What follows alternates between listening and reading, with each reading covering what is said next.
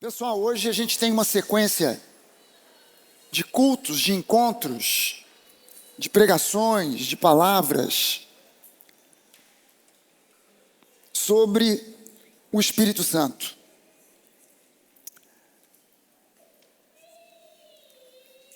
Ele é o alvo do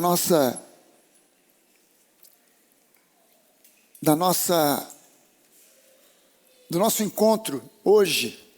Falarmos e entendermos mais e mais sobre a pessoa do Espírito, a obra do Espírito, a ação do Espírito Santo na igreja. E como tem uma sequência diferente, eu não quero esquecer o pessoal que está online. A gente tem 650 famílias acompanhando a gente agora online. E se por um acaso online tem o pessoal, alguém assistindo em Portugal, eu só quero lembrar para você que semana que vem, domingo que vem, eu e a pastora Denise vamos estar aí no Porto, ministrando no domingo, na igreja, que já acontece, que já existe, que já está acontecendo. Eu já estou sabendo de um monte de pessoas. Como Portugal tem uma rede de trens que facilita o transporte muitas vezes vindo de um lugar distante, nem são distâncias tão grandes assim. Eu já estou sabendo que tem muita gente que já nos conhecia lá da época da África do Sul, que está em Portugal, que vão sair de Lisboa, que vão sair de outros lugares de Portugal, de outras cidades, para estar conosco lá no Porto. E vai ser um dia muito legal, vai ser um tempo muito bom. E se você está acompanhando de Portugal, convide outras pessoas, se prepare esse programa para estar lá com a gente e convide outras pessoas para estar conosco na semana que vem, no domingo que vem, no encontro, no culto que a gente vai ter lá. Amém, gente? Gente, hoje é o dia que a gente busca compreender mais e melhor quem é o Espírito Santo? Qual é a obra do Espírito Santo no meio da igreja? Talvez ele seja das três pessoas da Trindade, o Pai, o Filho e o Espírito Santo, talvez ele seja dos três o menos compreendido, o menos entendido, o menos conhecido pela igreja, ao ponto de alguns setores da igreja dizerem que a obra do Espírito Santo hoje, ou depois da morte do último dos apóstolos, se tornou uma obra limitada. Está limitada apenas a convencer o incrédulo do pecado para a salvação. Mas os dons do Espírito cessaram. Não estão mais presentes para hoje. O falar em línguas, interpretar línguas, dons de cura, profecia, discernimento de espíritos, enfim, os dons do Espírito, operação de milagres, fé, a fé sobrenatural, já não estão mais presentes. Então limita-se uma teologia que limita a existência e a ação do Espírito Santo. Quando na verdade, quando a Bíblia diz que Deus é o mesmo ontem, hoje e sempre será o mesmo, ela está ao mesmo tempo, por inferência, dizendo que o Espírito Santo é o mesmo ontem, hoje e será para sempre, ele não muda. Jesus mesmo, foi ele que disse, olha, eu vou partir, mas eu vou enviar um outro Consolador, um outro Confortador, que virá para ensinar a vocês as mesmas coisas que eu tenho ensinado, para fazer as mesmas coisas que eu tenho feito. Então, Jesus curava. Então, se o Espírito Santo está presente, ele está presente para fazer as mesmas coisas que Jesus fazia. Então, ele cura ainda hoje. Jesus ensinava. Então, ele está presente hoje para inspirar homens, mulheres, pessoas que sobem numa plataforma para ensinar a palavra dentro da dimensão da nova aliança, aquilo que Jesus veio trazer. Por quê? Porque o Espírito Santo não é menos que Jesus, não é menos do que Deus, e ele não está limitado a absolutamente nenhuma teologia. Não há teologia que possa engaiolar o Espírito Santo, que possa aprisionar o Espírito Santo dentro de um quartinho. Ele está liberado para fazer a obra que foi planejada antes da fundação do mundo, numa conferência entre o Pai, o Filho e ele mesmo, o Espírito Santo. Não é uma coisa tipo assim, o Pai fez uma grande obra na criação, Jesus fez uma grande obra na redenção. E agora o Espírito Santo, tadinho, ele não tem muito o que fazer. Não, o Espírito Santo, ele tem a mesma dimensão, a mesma grandeza, o mesmo poder, a mesma autoridade do Pai e do Filho. Ele não é menos. Ele é o mesmo em estatura, em grandeza, em beleza. Ele é o mesmo. Então é preciso que a gente compreenda que o Espírito Santo não é uma força, não é uma fumaça, não é uma energia, é uma pessoa. E ele está presente aqui nesse lugar. E uma das coisas que o Espírito Santo faz conosco, a igreja, é nos conduzir para o exercício da fé. A fé não é algo que surge na cabeça ou no coração do homem de forma espontânea. A fé é um produto do Espírito Santo habitando em nós. Um dos elementos do fruto do Espírito é a fidelidade, mas a palavra grega para fidelidade, ela só é traduzida em alguns poucos textos do Novo Testamento como fidelidade. Uma delas é em Gálatas 5, nos versículos 22 e 23, quando ele fala sobre os elementos do fruto do Espírito. E ali essa palavra fidelidade no grego é pistes, e pistes é exatamente a mesma palavra que em outros textos do Novo Testamento é traduzida como fé. Fé, fidelidade, a fidelidade que flui, que vem a partir da fé. A fé que gera fidelidade, ou seja, não é coisa nossa. O apóstolo Paulo fala isso, que a fé não é coisa nossa, é dom de Deus. Mas quem nos desafia a andar pela fé, a viver pela fé, é o próprio Espírito Santo de Deus. Agora, é preciso que a gente entenda uma coisa muito importante. A fé que opera milagres, a fé que opera coisas extraordinárias, não é um poder isolado. A fé que opera milagres, a fé que opera curas, que opera coisas extraordinárias, é a fé que flui através do amor. Quando a igreja não entende isso, fica difícil, porque o amor, ágape, é a grande base da nova aliança. É a grande base da nova aliança. É o chão da nova aliança. É o caminho da nova aliança. É a base aonde se estabelece o reino de Deus. Ágape. O reino de Deus na terra, ele só se estabelece quando primeiro há uma base sólida para ele se estabelecer, e essa base chama-se ágape, o amor incondicional de Deus.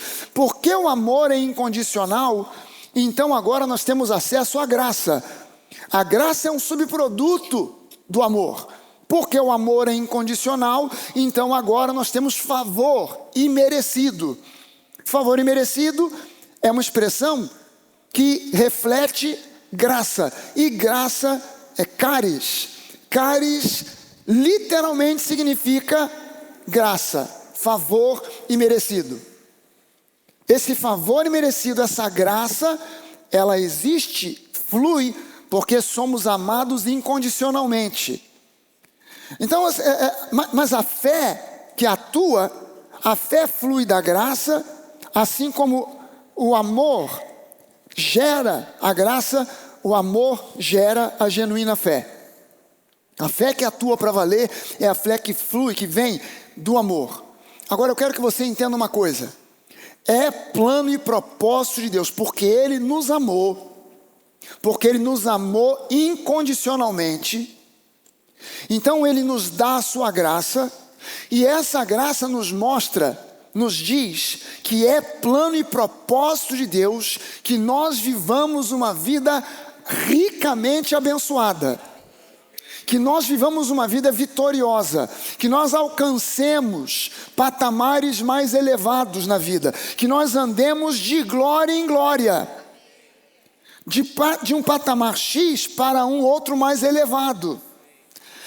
Isso é o plano e o propósito de Deus. Agora, esse plano e esse propósito de glória em glória é de fé em fé. Não é uma geração espontânea. Tem gente que pensa que as bênçãos de Deus são como se fosse uma fruta madura que vai cair do pé. Então você só precisa ficar parado esperando cair na sua cabeça. Não é assim que a coisa funciona. Porque o justo viverá pela fé. E a fé é justamente esse elemento desafiador. A fé é desafiadora. A fé nos desafia a crer que aquilo que Deus promete é real e nos pertence. É exatamente isso que significa ir tomar posse. Tomar posse de uma promessa não é um esforço que eu faço para segurar algo. É um esforço que eu faço para crer. Eu preciso simplesmente crer que aquilo que Ele prometeu é real e já me pertence. E há uma luta, há uma guerra, porque na nossa mente, esse campo de batalha, o diabo vai tentar te convencer que aquilo que Deus prometeu que é seu, não é seu. E não é seu porque você não merece. Mas quem é que disse que você recebe o que tem que receber porque você merece? Você não recebe porque merece, você recebe porque crê. Ah, pastor, tem gente que não merece mesmo. Eu quero que você entenda o seguinte: Deus, Ele não te abençoa em função de merecimento. Ele te ama do jeito que você é. Isso é difícil de entrar na cabeça das pessoas religiosas. Deus te ama do jeito que você é, do jeito que você está. Não existe absolutamente nada em você, um pecado, um erro qualquer, que Deus olha e fala assim: não vou abençoar porque não dá, desse jeito aí não dá. Deus não te abençoa porque você é mais ou menos, melhor, pior. Deus te ama do jeito que você é, do jeito que você está, com os defeitos que você possa ter. Bota isso no teu coração, porque o religioso não consegue entender isso. E quando a gente diz isso, ainda vai chamar quem fala, no caso eu, de herege. Então bota na sua cabeça que as bênçãos de Deus para você não tem a ver com o fato de você estar mais aperfeiçoado, mais santificado, ou como muitos dizem, mais jejuado. Meu irmão, o melhor jejum que você pode fazer na vida é jejum de pecado. Eu não entendo isso. A igreja faz propósito de jejum de comida, mas não faz propósito de jejum do pecado. Vamos jejuar de pecado. Vamos decretar um jejum de pecado. Agora, Deus não te abençoa porque você está em jejum de pecado. A questão não é essa. Deus te ama e te abençoa do jeito que você é, do jeito que você está. Ele só não se conforma que você continue sendo e estando do jeito que você está. Então Ele manda o seu Espírito Santo para que em nós Ele faça uma obra de transformação. Não é porque o pastor veio com o cajado naquele domingo de manhã e saiu dando paulada na cabeça de todo mundo: seus pecadores desgraçados, olha aí, a maldição vai te pegar, porque o inferno está de boca aberta te esperando. Se Jesus vier hoje, metade dessa igreja não vai, a outra metade vai. Mas Ele não disse se Ele está na metade que vai ou na metade que não vai. A questão não é eu serei mais abençoado quando eu tiver feito isso ou aquilo. Não, eu serei cada vez mais abençoado quando o Espírito Santo, Ele fazendo uma obra no meu interior, for me conduzindo cada vez mais para a semelhança de Jesus. E esse tem que ser o nosso grande desejo. O meu grande desejo é que o Espírito Santo vá me transformando cada vez mais em imagem e semelhança de Jesus, para que eu tenha cada vez mais o caráter de Jesus. Ontem uma pessoa que tem assistido uns vídeos curtinhos que eu tenho feito, eu mesmo nunca assisti, mas tem gente dizendo assim: pastor, está sendo uma bênção, o senhor está explicando um monte de coisa, respondendo umas perguntas e tal. Quem é que tem visto esses videozinhos aí? Peraí, levanta a mão bem alto para eu saber. Abaixa a mão. Quem não está vendo? Olha, se Jesus voltar, tu não vai. Você está em pecado mortal. Mas as pessoas têm assistido, e essa pessoa falou: pastor, por que num desses vídeos o senhor não explica essa diferença entre personalidade e caráter? Porque eu tenho dito aqui que personalidade é mais superficial do que caráter. Caráter é coisa mais profunda. E Deus, o Espírito Santo, não está trabalhando na tua personalidade. Quando ele vem para te transformar, não é para transformar comportamento, é para transformar caráter. Personalidade gera comportamento. Agora, o caráter é outra história. Então ele vem para transformar o caráter lá dentro. Eu não sei exatamente qual era a personalidade de Jesus. Eu tenho uma ideia. Na minha cabeça, Jesus era um camarada alegre. Falando da humanidade de Jesus. Para mim, Jesus, na sua humanidade, era um cara alegre, bem-humorado, brincalhão. Eu vejo muitas vezes Jesus fazendo umas brincadeiras que as pessoas leem e não conseguem enxergar, porque leem com um óculos da religiosidade. Mas Jesus, ele gostava de estar em festa. Jesus gostava de estar em companhia de pessoas. Jesus brincava com os discípulos.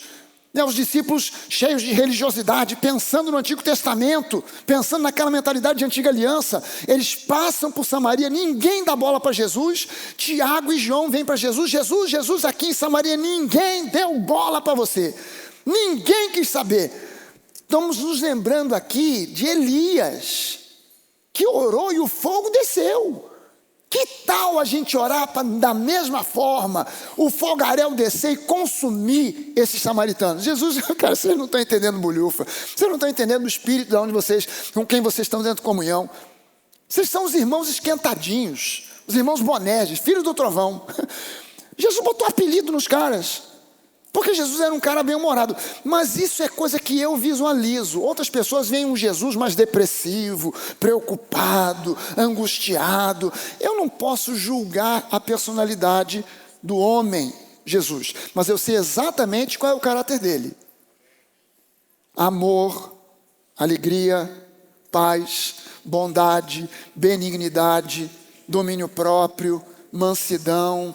Tudo isso são os elementos do caráter de Jesus, que Ele coloca em nós, para que nós nos assemelhemos cada vez mais a Ele. O padrão de transformação não é o pastor. Nós ficamos super honrados, eu, Denise, os pastores, aí Jorge Daltro, Guga, Jorge Monteiro, Luciana, Café, Ronaldo, Neiva, Duda, Marcele, e o Mauricinho, todos nós ficamos super honrados quando você olha para nós e fala assim: poxa, os pastores da Nova são uma referência que a gente pode olhar, são exemplos e etc e tal. Mas o padrão de mudança que Deus quer na sua vida não sou eu, não é a Denise, não é a Ronaldo, não é a Neiva. O padrão que Deus tem de mudança para você é Jesus. Eu quero ser para você um bom exemplo, para que você, olhando para mim, me imite em imitar a Cristo. Como Paulo disse: sejam meus imitadores como eu sou de Cristo. Mas eu não quero que você seja meu imitador, eu quero que você me imite em imitar Jesus, porque Ele é o padrão.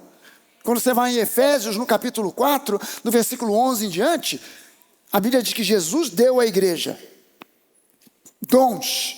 E ele fala de apóstolos, profetas, evangelistas, pastores, mestres, com uma finalidade, ou algumas finalidades. E entre essas finalidades estão ensinar o povo de Deus, conduzir o povo de Deus, para que nós atinjamos, todos nós, a maturidade de Cristo. A varonilidade, versão que eu costumo ler, usa esse termo, a varonilidade de Cristo.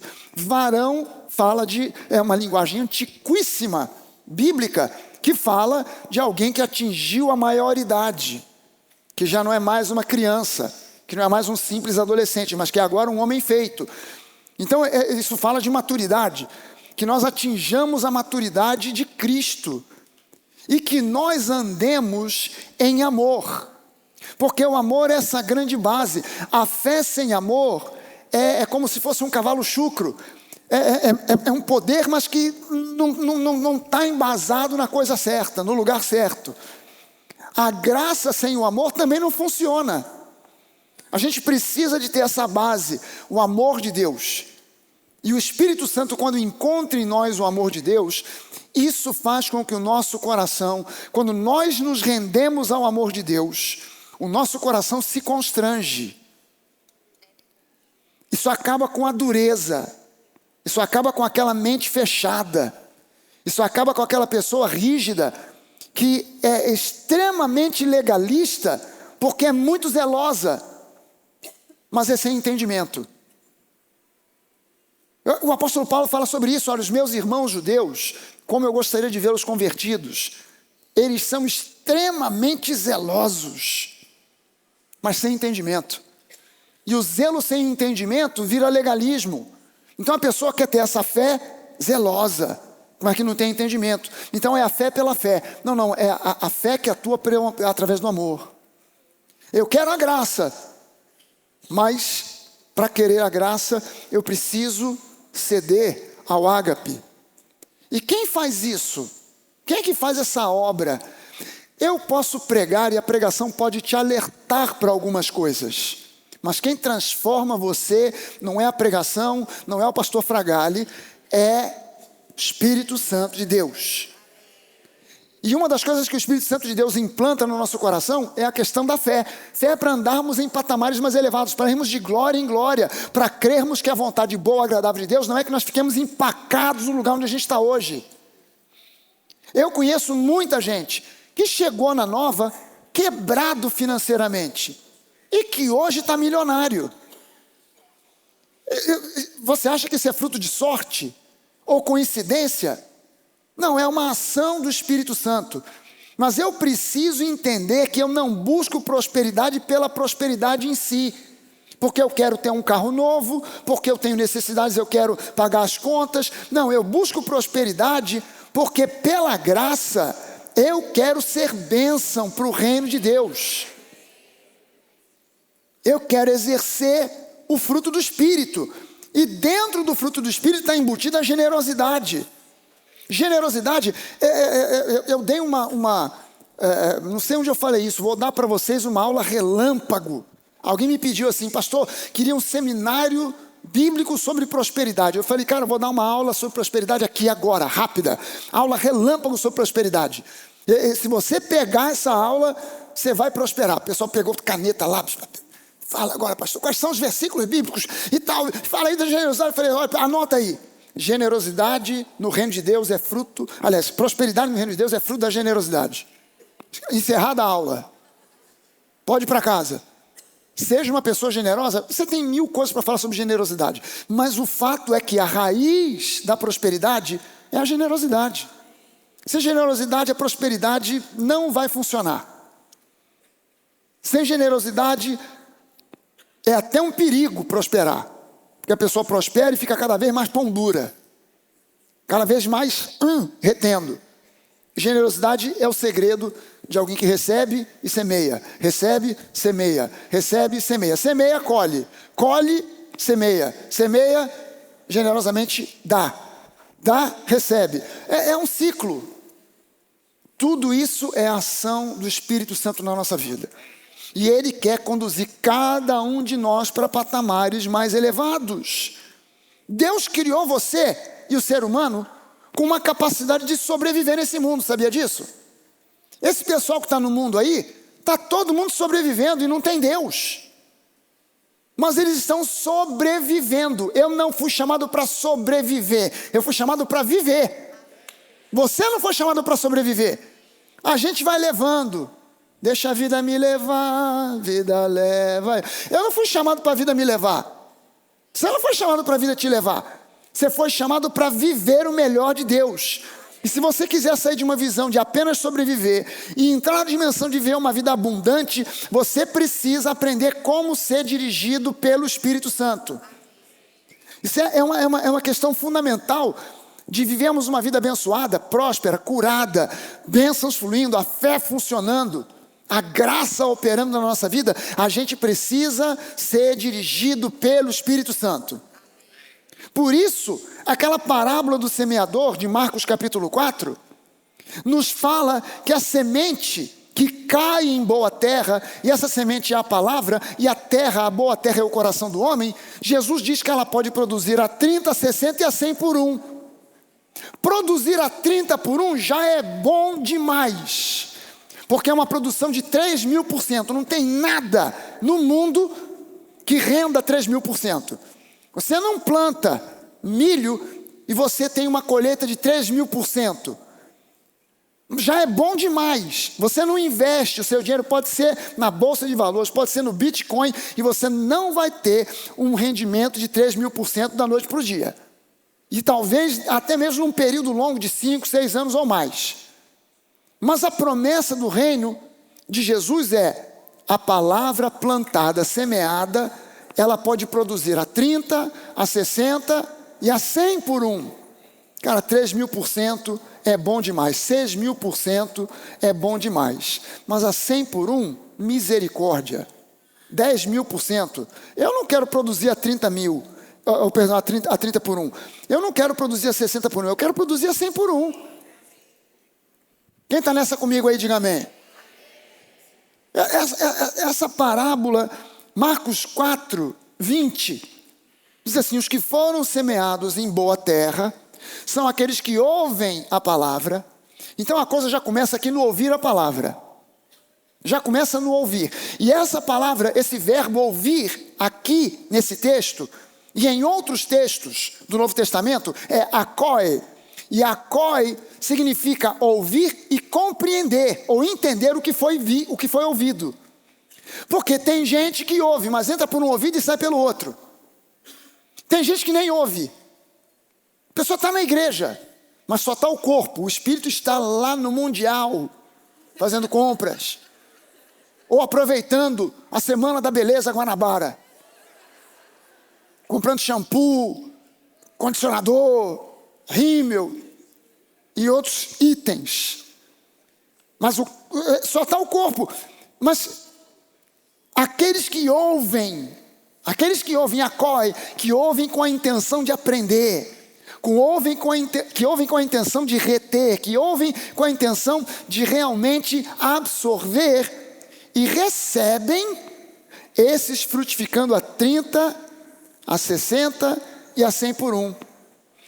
Essa mesma passagem, em Mateus 13, no versículo 23, diz assim: mas o que foi semeado em boa terra é o que ouve, akoi, a palavra, e a compreende. Este frutifica e produz a 100, 60 e 30 por um. Em Lucas 8,15, diz: aqui caiu na boa terra são os que, tendo ouvido, de bom e reto coração, ou seja, a fim de ouvir, com o coração cheio de boa vontade. Não é aquele que ouve e diz assim: vamos ver o que é que sai daí. Já ouvi falar que esse pastor aí prega uns negócios meio esquisitos, negócio de graça, hipergraça. Isso aí é meio perigoso, já me disseram que é perigoso.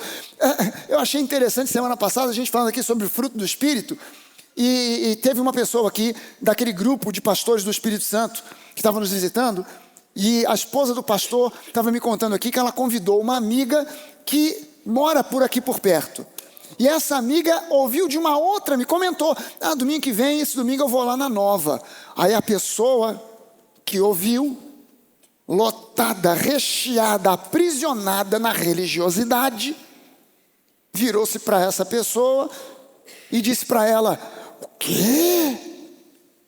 Cuidado, esse pastor, ele prega hipergraça.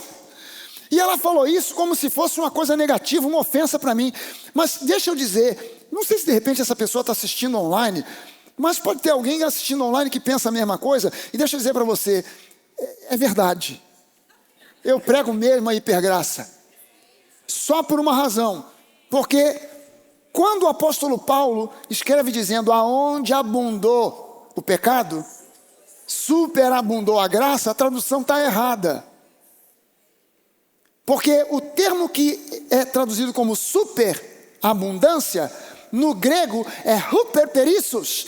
E huperperissos, o radical huper, é hiper. Houve hiperabundância da graça. Onde houve abundância da graça, houve hiperabundância da graça. Você sabe que hiper é mais que super, né? Que a gente antigamente tinha mercado, depois geraram supermercado, agora você vai no hipermercado. Hipermercado pode, hipergraça não. Não. A graça, ela é hiper. E ele fala aqui caiu na boa terra, são aqueles que tendo ouvido de bom e reto coração, retém a palavra. E essa pessoa, mesmo tendo ouvido esse conselho, aceitou o convite, veio. Quando ela assistiu o culto, ela falou: meu Deus, não era nada daquilo que tinham me falado. Não era nada daquilo. O que eu ouvi foi graça pura, verdade pura, realidade bíblica. A pessoa sai daqui impactada dizendo: vou voltar. Esses que retêm a palavra, que ouviram de bom e reto coração, retêm a palavra, estes frutificam com perseverança, com constância. Caramba!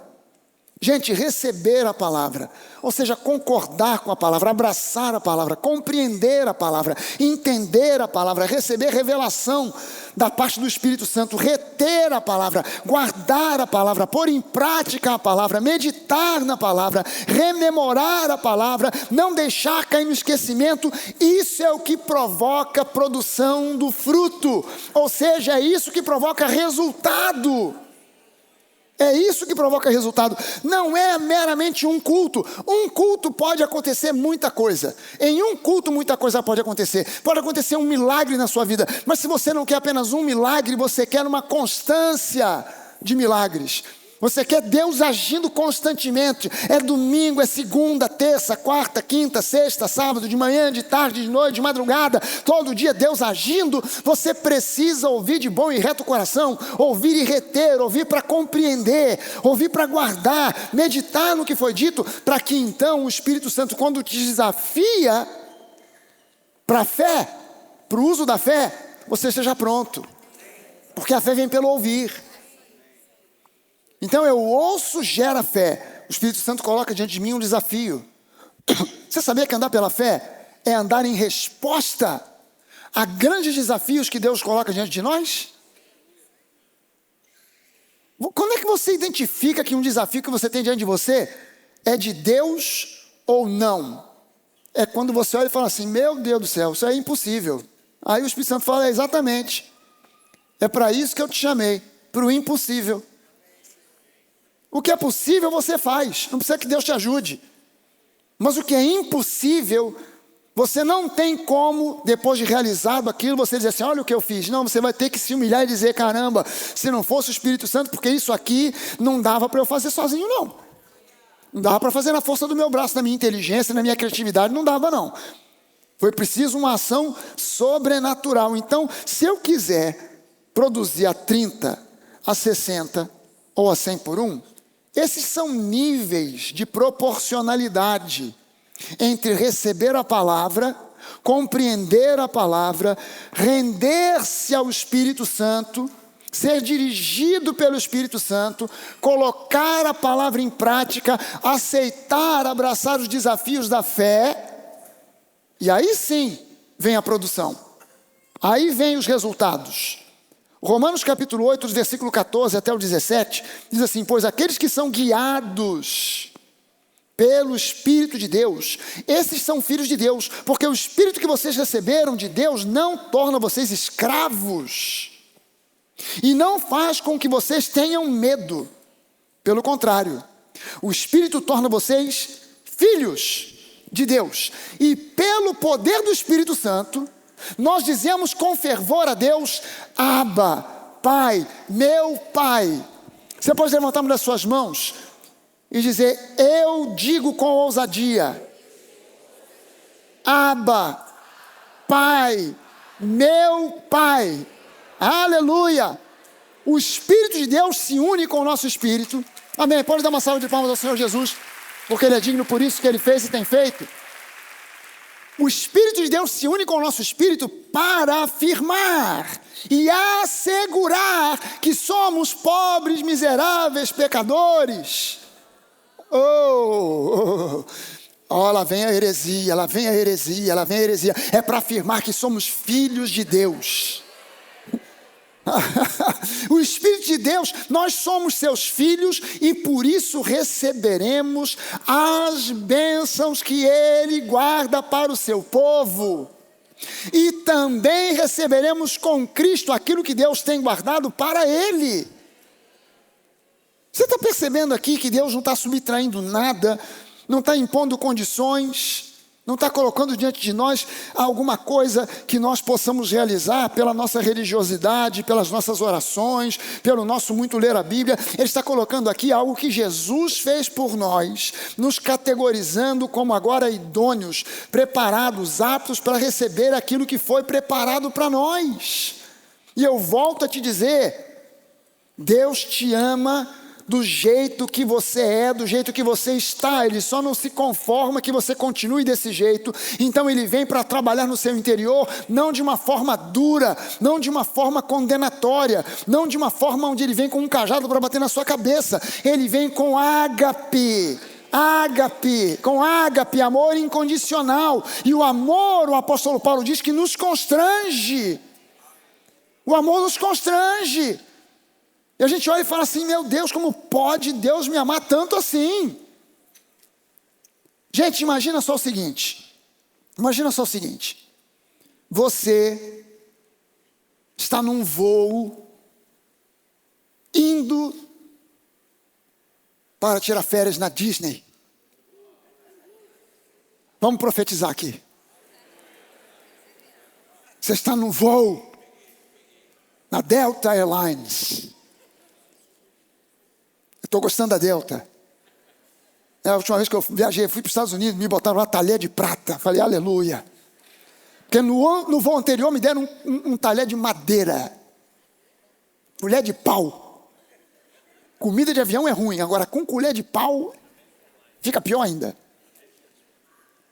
Você está num voo indo para Disney. Você vai tirar férias. Você já comprou os tickets para entrar no Magic Kingdom, no Animal Kingdom. Você já está com tudo pronto e organizado. Já tem uma van no aeroporto te esperando para levar direto para você conhecer o Walt Disney, que já morreu há muito tempo. Tá bom, Mickey, então, pronto. De repente vem a aeromoça. A aeromoça se coloca ali na frente, diz, olha, nós temos um aviso para dar. O piloto morreu. Teve um infarto agudo e morreu. E o copiloto, de tão assustado que ficou, morreu também. Eu gostaria de saber se aqui entre nós tem alguém que sabe pilotar esse avião. Aí você levanta a mão. Você diz, olha, eu não tenho muita experiência, mas já joguei uns jogos de videogame com meu filho, com meu neto, que tem para pilotar uma nave, até espacial. E serve. Você já sabe qual é o destino desse avião, não sabe? Você já sabe que já deu ruim, acabou, já era. Você já sabe que não vai ter Mickey. Você vai encontrar o Walt Disney.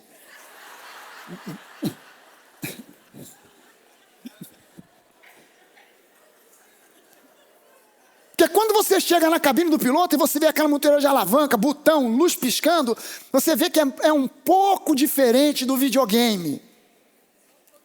Só um pouco diferente do videogame.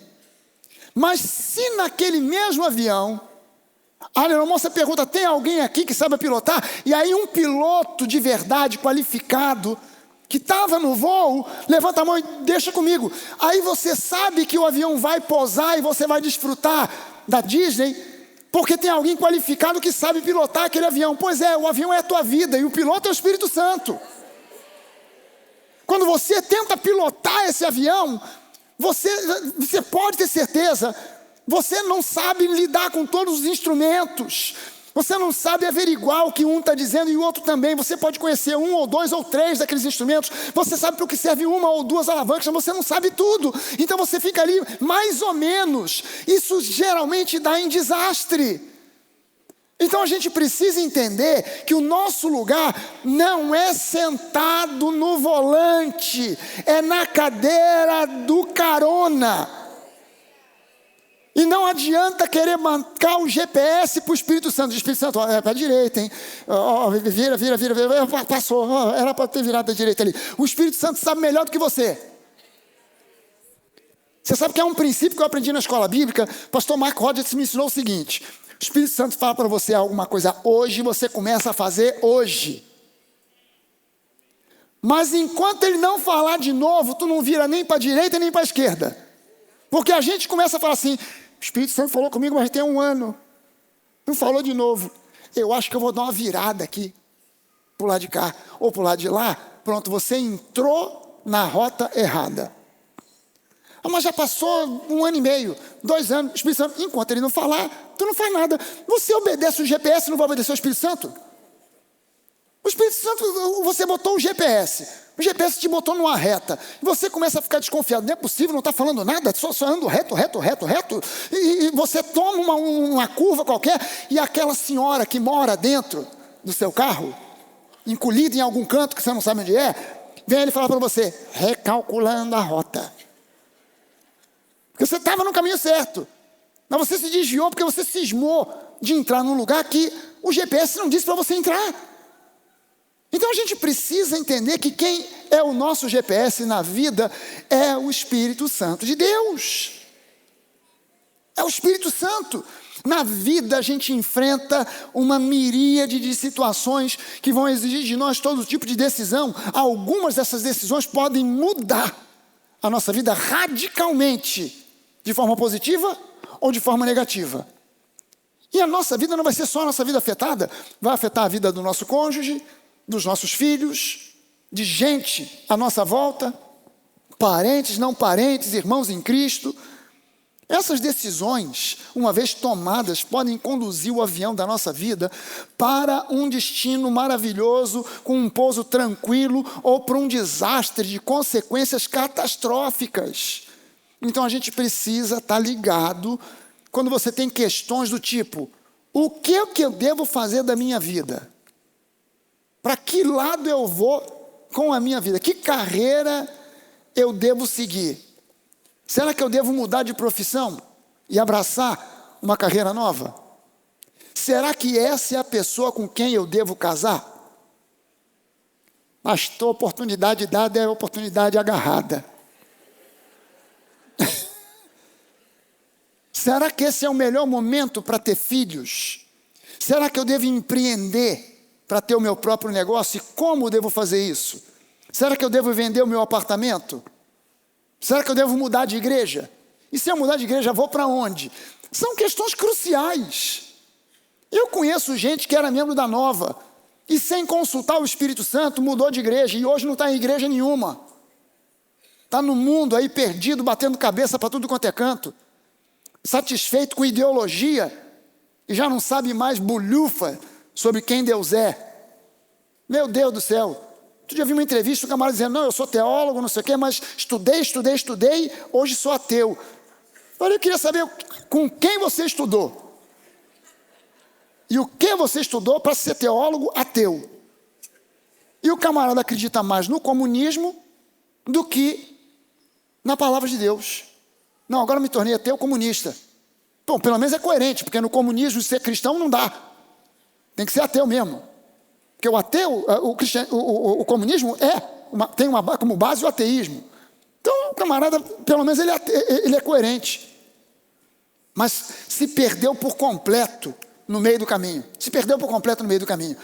Ah não, eu vejo lá no capítulo não sei quanto de Atos, que todo mundo vendia tudo, dava tudo, os apóstolos distribuíam, isso é o comunismo. Eu falei, caramba, o cara tem uma visão infantilizada e romantizada a respeito do comunismo. Não sabe nada sobre história, nunca viu a Coreia do Norte, Cuba, Venezuela e o diabo a quatro que está acontecendo por aí, por causa de uma filosofia do inferno, que ele tirou o evangelho e botou essa ideologia do diabo, achando que está bem na fita. No dia que fechar os olhinhos aqui, pensando que vai encontrar luz, vai abrir os olhos e falar, ué, está escuro aqui, interessante, pensava que o céu era um lugar de luz, o que está vindo ali? Ué, eu sempre li na Bíblia que os anjos viriam nos receber, mas eu estou vendo ali um bichinho de chifre, rabo, tridente na mão, ué, calor danado aqui, estou entendendo. De repente acende a luz, pum, aí tem um portão assim escrito em cima, bem-vindo ao inferno. Gente, nós precisamos do Espírito Santo, porque esse camarada que eu estou falando aqui deve ter estudado teologia, mas era só coisa aqui, ó, da mente humana, só teoria.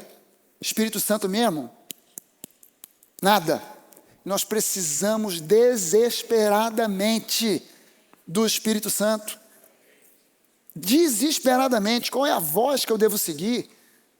Tem vozes no mundo pedindo a minha atenção. Tem cristão bem intencionado pra caramba, mas não tem sequer ideia de como ser dirigido pelo Espírito de Deus. Sabe, tem certas pessoas que querem ser dirigidas por Deus por um método meio esquisito. Sabe, tinha um camarada que esse camarada era um homem de negócios, mas ele, embora já tivesse frequentado a igreja há muito tempo, que ele não lia sequer a Bíblia. E aí, de repente, ele resolveu que ele precisava investir mais. Aí ele fez uma oração: Senhor, eu preciso investir, mas eu quero investir certo. Mostra-me aonde eu devo investir. Fechou o olho, abriu a Bíblia, botou o dedo. Aí ele encontrou a palavra trigo. Telefonou para o pessoal da administração dele, falou: vende tudo, compra as ações do trigo. Cara, o trigo subiu de preço, subiu de valor, o cara ganhou dinheiro pra caramba. Deu certo. Aí ele, com aquele dinheiro todo, falou: não, preciso investir mais. Senhor, eu preciso de investir mais, me mostra aonde. Oh, aleluia. Óleo, telefonou, vende tudo. Bota tudo em petróleo aí, companhia de petróleo e tal. Os caras venderam tudo, ele ganhou rios, o petróleo subiu, as ações subiram, ele ganhou rios de dinheiro. Aí, de repente, as ações começaram a descer, ele começou a falar: não, preciso achar um novo investimento. Senhor, fala comigo agora. Ele abriu, botou o dedo, aí ele leu: e Judas foi e enforcou-se. Aí o cara: ih, rapaz, espera aí, Senhor, fala, o inimigo quer me distrair, quer me enganar, fala comigo. Aí ele abriu de novo, botou o dedo: vai tu e faz o mesmo.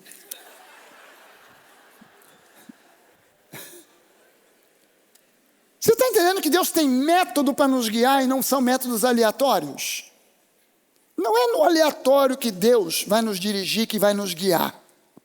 A gente precisa de ter direção e não ser dominado pela impaciência, pela imaturidade, muito menos pela ignorância, para buscar direção onde não há direção alguma. Sabe que tem muito crente, eu fico impressionado com isso, tem muito crente que, coitado, está tão desesperado que ele está assistindo um programa de televisão e lá tem um pastor falando assim: telefone para nós agora. Aí o cara telefona para um pastor que ele nunca viu, uma pessoa que ele nem sabe se é pastor mesmo, que está atendendo ele do lado de lá, e ele conta todos os dramas que ele tem na vida dele para aquela pessoa dar uma orientação para ele. Meu Deus do céu, mas eu não faria isso nunca.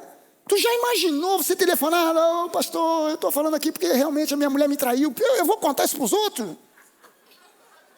Meu Deus! Estou telefonando porque eu estou numa crise de depressão, que a pessoa do lado de lá não te conhece, não sabe nada a seu respeito.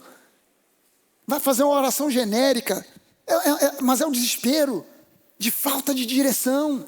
Eu não sei para onde eu vou, eu não sei para que lado eu vou. Eu já falei com o pastor, já falei com o diácono, já falei com o presbítero, já falei com o irmão, já pedi para o pastor Jorge orar por mim, o Jorge orou, não funcionou.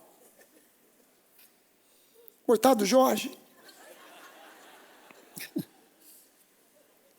Então eu preciso, já sei, vou telefonar lá para o Paga que eu te escuto. Não paga não, fala, sei lá. Pronto, vai resolver meu problema.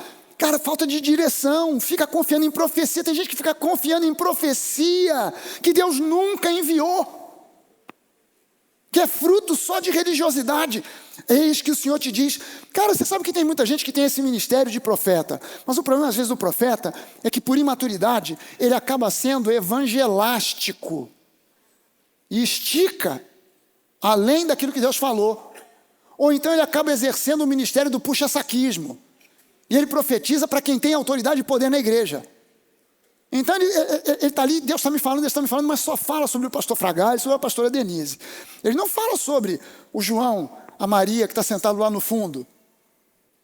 E a gente precisa entender que profecia pode vir do coração de Deus, não tem dúvida, é dom bíblico, e Deus usa e Deus faz. Nós estivemos num culto lá em Atlanta, numa igreja de um pastor que é um pregador de excelência da graça, que é o Creflo Dollar. Nós estivemos lá com ele, e no final do culto veio lá um dos, eles não chamam nem de diáconos, eles chamam de vision keepers, os mantenedores da visão, e ele veio e começou a falar com o pessoal lá da nossa igreja, que estava lá, o pessoal da Nova. Eu estava olhando, não estava nem sabendo o que estava acontecendo, porque eu estava pensando que ele estava indicando o caminho para ir embora, para sair. Mas ele estava falando que quando nós entramos, antes do culto começar, quando nós entramos, botamos o pé no hall, ele estava sentado lá num canto, ele olhou e Deus começou a falar com ele: vá lá e fale com aquele homem. Ele tentou me procurar, não me encontrou mais, eu sumi no meio da multidão, uma igreja do tamanho do Maracanãzinho, a gente sumiu, ele não viu mais. Quando acabou o culto, ele conseguiu enxergar a gente, ele veio correndo, começou a falar com o pessoal lá na ponta, ele veio andando, quando ele chegou perto de mim, ele nem olhou para a minha cara, ele só apontou e botou o dedo aqui no meu peito. Quando ele começou a falar, eu disse depois para ele: há anos que eu não vejo um exercício tão genuíno do dom de palavra de conhecimento, palavra de sabedoria, discernimento de espíritos, profecia. Há anos que eu não via algo tão genuíno, tão genuíno. Ele começou a profetizar e a falar sobre coisas que aconteceram, coisas que estão acontecendo e daquilo que ainda ia acontecer. E a gente ficou ali, eu e Denise, a gente chorava igual dois bebês desmamados. Eu não estou contando essa história para te impressionar. Eu estou contando essa história, até porque a gente tem testemunha, o Mário e a Bruna estavam lá. Se você me mandasse eu lembrar de tudo que ele falou, não ia lembrar. Mas a gente tinha uma menina, que hoje é uma das pastoras da Nova, a Alessandra, que ela tem experiência com jornalismo, e ela pegou o celular e começou a tomar nota de tudo que o cara ia falando, está tudo escrito lá. Mas o que a gente precisa entender é: existe da parte de Deus esse tipo de manifestação genuína? Claro que sim. Mas a gente dá ouvido para qualquer um, para qualquer coisa? É claro que não. A gente tem que ter sabedoria, moderação, bom senso, para pegar qualquer palavra profética que deem para nós, para botar numa prateleira. Porque se for de Deus, vai se cumprir. Agora eu não posso pegar essa palavra e botar minha vida girando em torno dela.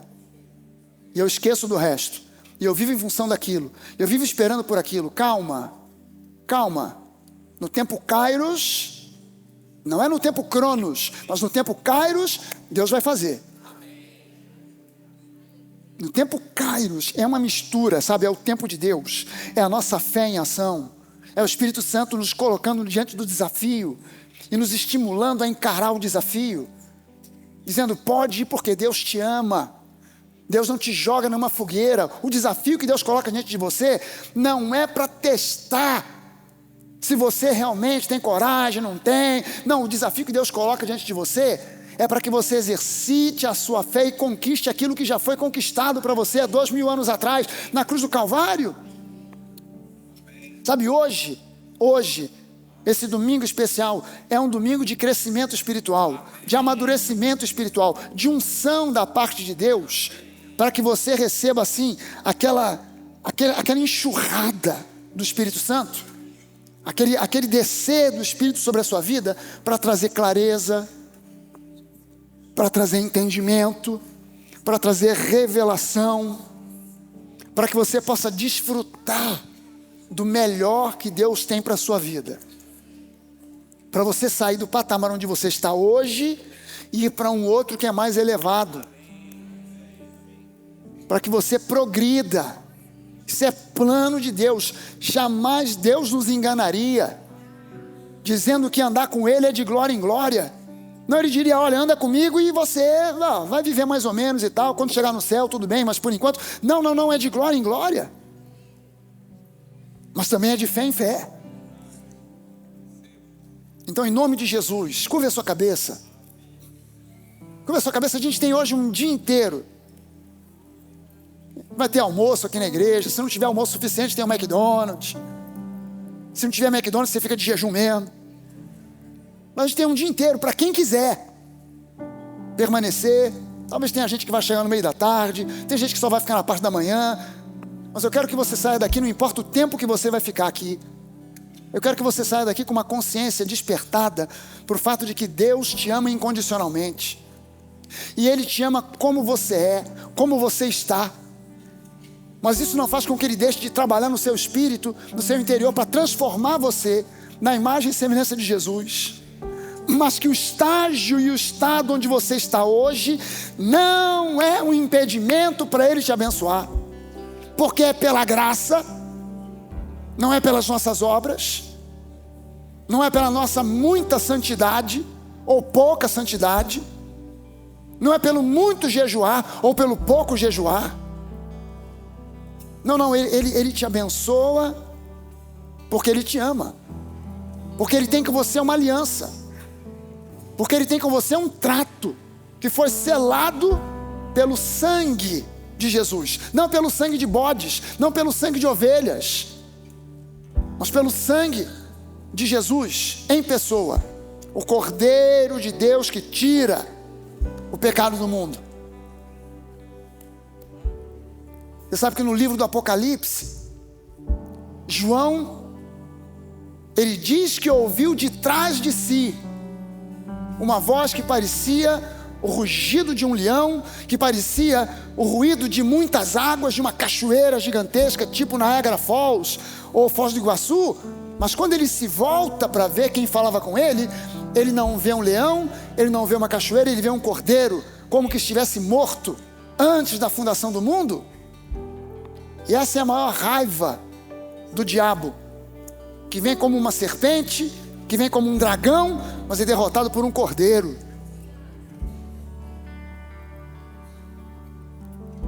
Esse mesmo Jesus fez o que fez, porque Ele mesmo, não foi um plano imposto a Ele pelo Pai. Não, você vai lá porque eu estou querendo e acabou. Não, foi uma concordância entre o Pai, o Filho e o Espírito Santo. E o Espírito Santo está aqui hoje para dizer para você: você é um filho amado, uma filha amada, incondicionalmente. Deus não se conforma no estado em que você está, e Ele trabalha para transformar você ainda mais. Mas isso não impede, o teu estado atual não impede a Deus de derramar sobre você as bênçãos que Ele planejou para você antes da fundação do mundo. Do seu lado, o lado de cá, o meu lado e o seu lado, o Espírito Santo coloca em você, inspira você para exercitar a fé. Há um desafio diante de você. Há um desafio, talvez seja um desafio de deixar um estágio de trabalho para um outro diferente. Talvez seja um desafio de deixar de ser empregado para se tornar agora um empreendedor e ter uma empresa. Talvez seja um desafio de você ir lá para restaurar o seu casamento e pedir perdão pelos erros cometidos no passado. É um desafio. É muito mais fácil levantar, sair, bater a porta, do que sentar, conversar, se humilhar e pedir perdão. É um desafio que a gente encara pela fé. A gente ora pela restauração de casamentos, mas Deus faz restauração de casamentos com base nessa oração, tocando em corações, para que marido e mulher se humilhem um diante do outro, resolvam questões, se perdoem mutuamente. Quem sabe há um desafio para você, no sentido de abandonar certas práticas pecaminosas. Pastor, eu não consigo abandonar a pornografia na internet. Hoje é uma oportunidade, é um dia, é um momento, é uma hora. É um apelo terrível. Você sabe que nesses vídeos eu gravei aqui na quinta-feira, e uma das perguntas, a gente seleciona perguntas que as pessoas mandam. E uma das perguntas é: pastor, masturbação é pecado? Eu falei, cara, a pergunta está errada. A questão não é se a masturbação é pecado. A questão é o que estimulou e levou essa pessoa para a prática da masturbação. Porque eu te garanto que a pessoa não estava sentada em casa assistindo o filme da Disney e pensou assim: acho que eu vou ali no banheiro me masturbar um pouquinho. Ela assistiu alguma coisa que estimulou a sexualidade. E 90% ou mais dos momentos e dos casos é justamente a pornografia que leva a isso. E o que é a pornografia? É uma diminuição da humanidade da mulher e do homem. É uma condução da mulher e do homem para um nível animalesco, saindo do nível humano. para ir para o nível animalesco. E aí a gente está ali também se comportando de forma animalesca. Mas Deus tem remédio para isso? Óbvio que Ele tem. É claro que Ele tem. De plantar no seu coração novos desejos, que não abolem a sua sexualidade, que não abortam a sua sexualidade, mas direcionam a sexualidade para algo divino, para os planos e propósitos dele.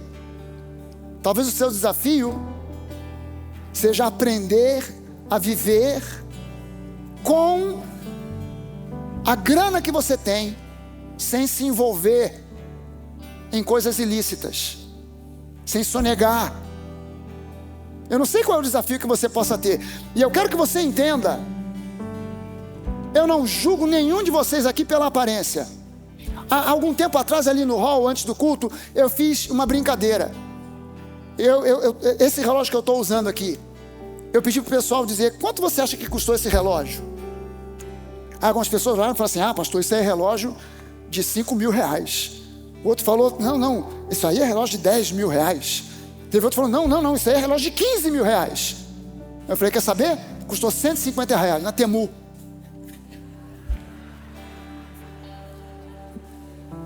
R$150 mil. Mas a aparência, uau! A gente julga pela aparência. E muitas vezes aquela pessoa que está cruzando aquela porta, entrando naquele hall, aparentemente morador da Barra da Tijuca, bonito, elegante, tal, por dentro está moído, está destruído, emocionalmente destruído, moralmente destruído. E só o Espírito de Deus pode fazer uma obra para restaurar aquela pessoa. Eu não sei qual é o teu desafio, mas eu sei uma coisa: quem coloca o desafio diante de você não é o diabo, é Deus. E é o Espírito Santo que envia a medida necessária de fé que você precisa para encarar esse desafio e vencer. Não importa se é pornografia, se é um problema financeiro, se é problema de relacionamento, não importa. Deus te dá uma medida de fé suficiente para você encarar o desafio e vencer. Aleluia!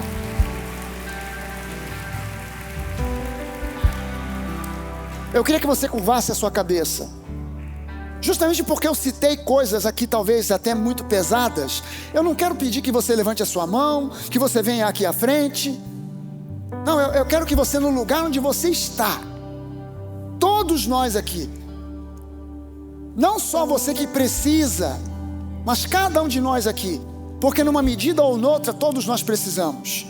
Coloque a sua mão sobre o seu coração, coloque a sua mão sobre o seu próprio peito e ore junto comigo. Espírito Santo, nosso primeiro reconhecimento aqui nessa manhã é que você é Deus. Você não é uma força, você não é uma fumaça, você não é uma energia, você é Deus, Deus presente aqui entre nós. Muito obrigado, Jesus. Porque ainda que no Antigo Testamento você tenha se manifestado como fumaça, como fogo, como vento, como chuva,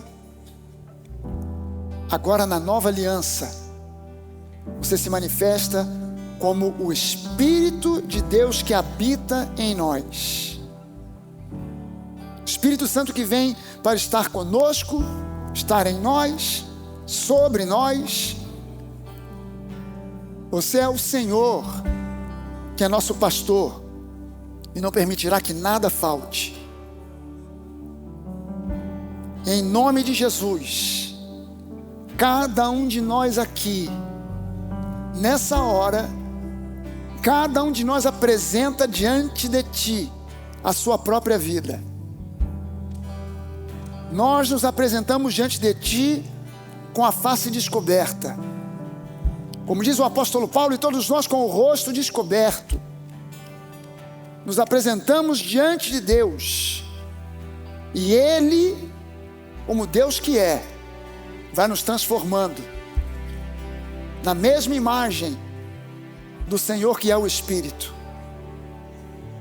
Pai, em nome de Jesus, que a nossa fé seja fortalecida, seja acrescentada, Que a nossa fé tenhamos a noção e a certeza de que a medida de fé que o Senhor coloca no nosso coração a cada dia, a cada manhã, a cada culto, é suficiente para encararmos os desafios que estão diante de cada um de nós e vencermos, seja a pornografia, seja a corrupção, seja nosso mau comportamento nos relacionamentos, no casamento, relação com os filhos, relação com os pais. Seja o que for, o Senhor pode transformar. Seja um milagre que nós precisamos, o Senhor pode fazer. E eu te peço agora, essa medida de fé, sendo aquecida no nosso coração, sendo colocada sobre nós. Eu te peço agora em nome de Jesus, que nós tenhamos a consciência de que a fé que possuímos, dada por Ti, é suficiente para encararmos os nossos desafios e vencermos. O desafio de pedir perdão a quem precisamos pedir perdão. O desafio de encararmos as questões financeiras e pagarmos a quem demos devido. O desafio, ó Deus, de vivermos com base na honestidade, na integridade e não mais em corrupção. O desafio de vencermos a pornografia e sermos pessoas que olham para o sexo não como algo animalesco, mas como algo sagrado, maravilhoso, dado por Ti a nós como um presente. Meu Deus, em nome de Jesus,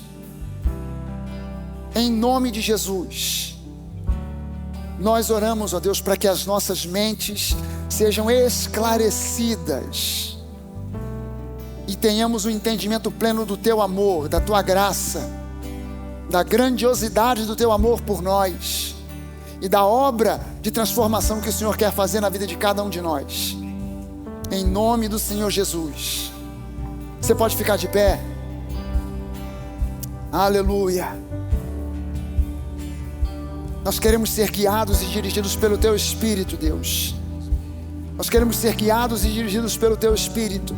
Esse é o nosso desejo. Você pode levantar as suas mãos e em nome de Jesus fazer dessa letra, dessa música uma oração, dizendo: o meu desejo é ser guiado por Ti. O meu desejo é estar em comunhão plena contigo. O meu desejo é viver aquilo que o Senhor tem para a minha vida.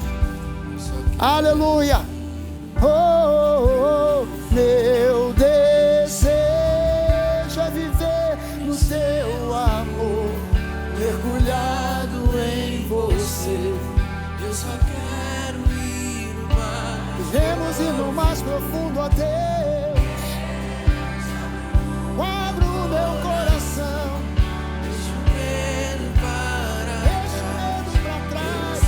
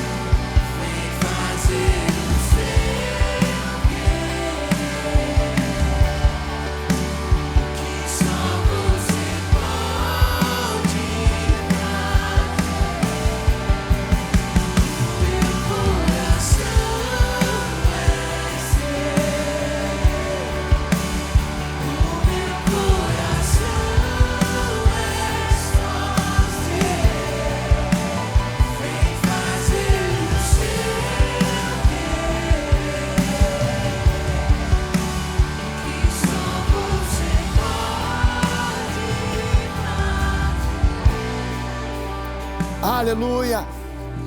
Meu irmão, você nessa manhã, creia, você está investido da autoridade e do poder de Deus cheio da unção do Senhor, para abençoar quem esteja perto de você. Estenda as suas mãos na direção da pessoa que está à sua direita, à sua esquerda, e declare sobre ela bênção sem medida.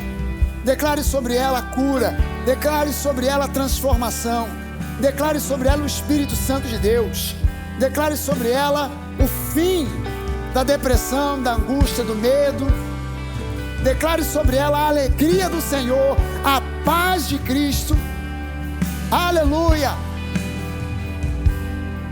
Aleluia! Você pode levantar uma das suas mãos. Você acabou de receber uma declaração profética de alguém. Eu queria que você levantasse uma das suas mãos e dissesse: eu creio e eu recebo pela fé tudo aquilo que o Espírito Santo de Deus tem para minha vida, em nome de Jesus. Amém.